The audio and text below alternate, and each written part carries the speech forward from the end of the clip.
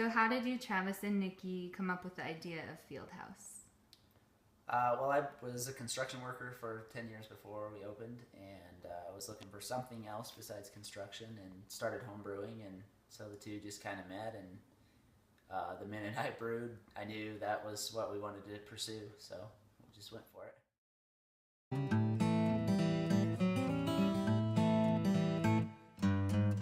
So did you know exactly what you wanted in a business model, or did that take time to develop? It took us about a year and a half to write a business plan. It was our first one. We didn't really know how to write one, but Right. I think it definitely, we went through probably a dozen different revisions of it. So, I think the more that you look into stuff and research stuff and are in the industry, the more you realize kind of what you should have in your plan and what your business model should be. So, we kind of started out with no business model, and I mean, it's still evolving as we go. Just because we had a plan written doesn't mean that it always goes to plan. So, you start with the base business model, but I think part of small business is evolving with the trend and with the market, and so a model is not necessarily always going to work out. Be stationary, right? I guess one of the things we're also learning about is risk in starting any sort of company or entrepreneurial activity. And is that a big kind of factor in deciding to open Fieldhouse, or did you just know you were going to do it and it wasn't, a hindrance? I mean, you have to consider the risk, right? But the way I looked at it when we first started planning Fieldhouse was either way you go, it's a risk.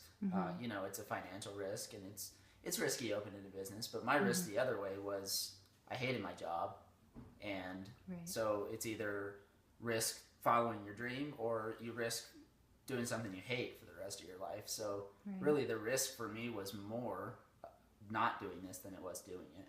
Right. So two major parts of business plans that we're also learning about are how important a customer base is and building that base and also retaining current customers. How do you guys go about that? Do you use, like social media, or what kind of avenues do you take to build your base? Most of what we're doing right now is social media, mostly Facebook and Twitter. We also have been doing beer festivals all summer. We have one more coming up in a few weeks, but that's a good opportunity to reach, probably 3,000 people in one day. Right. With samples of beer. So those are huge, definitely. Social media and just a lot of weekly events. We do a new beer every week, and we do Bronco football, Monday Night Football, things like that to retain customers. And then usually mostly social media and the beer festivals to get new customers. Another aspect is company relations and partnerships with other brewers and companies. Is that a big aspect of how you operate, or? It is, yeah. We have a different food truck that comes every evening because our license doesn't allow us to do food. So we have beer. People are more likely to drink more beer or to come in the first place and drink beer if there's food available. So to take care of that, most breweries will do a food truck every night, and it's really important to have good relationships with them, and because they help us out as much as we help them out, giving them a place to park. So it's definitely huge. And then other breweries, brewing industry is really cool. It's really just a big community, and everyone helps each other out, and we have people from other breweries drinking at our brewery all the time, and we do the same. And we do collaboration beers. He just brewed one for one of our test taps with one of the guys from Bristol Brewing Company, which is they just celebrated what, 20 years? 20 years. So the big veteran in the industry down here, and then the new guys, and we're brewing together.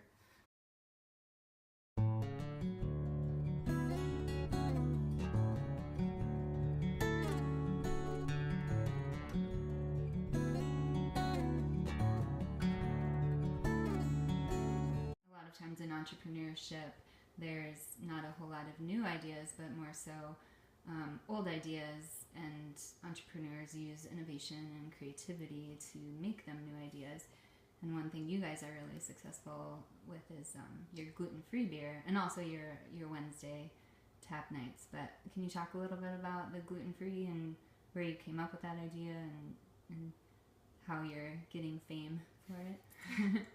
Yeah, so Nikki has celiacs, and so she can never drink beer anywhere we go. So the other alternative is cider, and not a lot of people like cider, but also not a lot of people like gluten-free beer either. So we've made it our goal and our mission to do gluten-free beer right, and so we're using grains that most people who do gluten-free beer don't use. Most people use sorghum, which leaves a really bitter, kind of bad aftertaste. And so we don't use sorghum. We find other gluten-free grains. So I guess that would be how we're kind of innovating on the gluten-free front.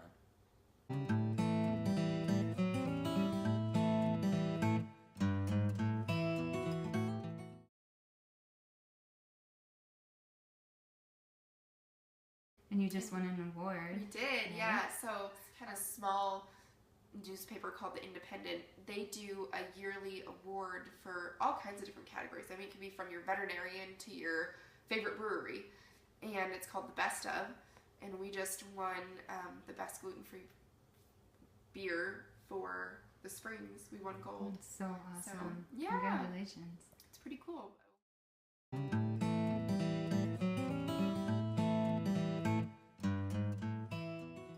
So in terms of scaling, what are your plans for kind of expanding and being bigger in the market? Are you going to sell your kegs to bars or open another location, or what are your plans?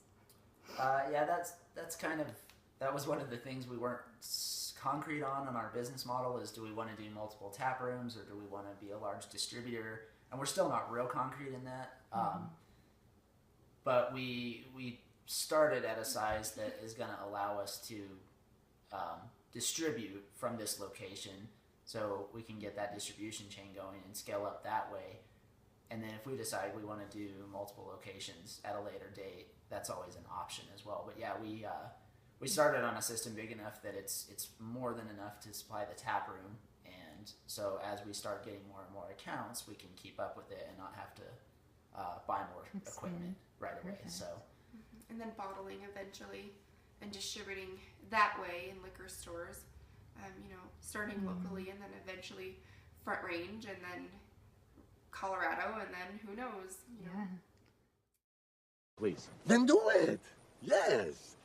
Encouragement, my friend. Yes, fantastic progress. What is your advice for future or aspiring entrepreneurs? A few pieces of advice I would have is one, definitely make a plan and make a good plan. If you're flying by the seat of your pants, it's way less likely to succeed. So definitely planning is big, but I think the biggest thing for an entrepreneur to do is just take the leap and do it. Execution is where it comes in. You can plan all you want. If you're not going to execute, then all you have is an idea. So I would just say the biggest advice is just do it. That's great advice. Well, thank you, Travis and Nikki. This has been really helpful. Thanks. All I wanna do is put a drink in my hand.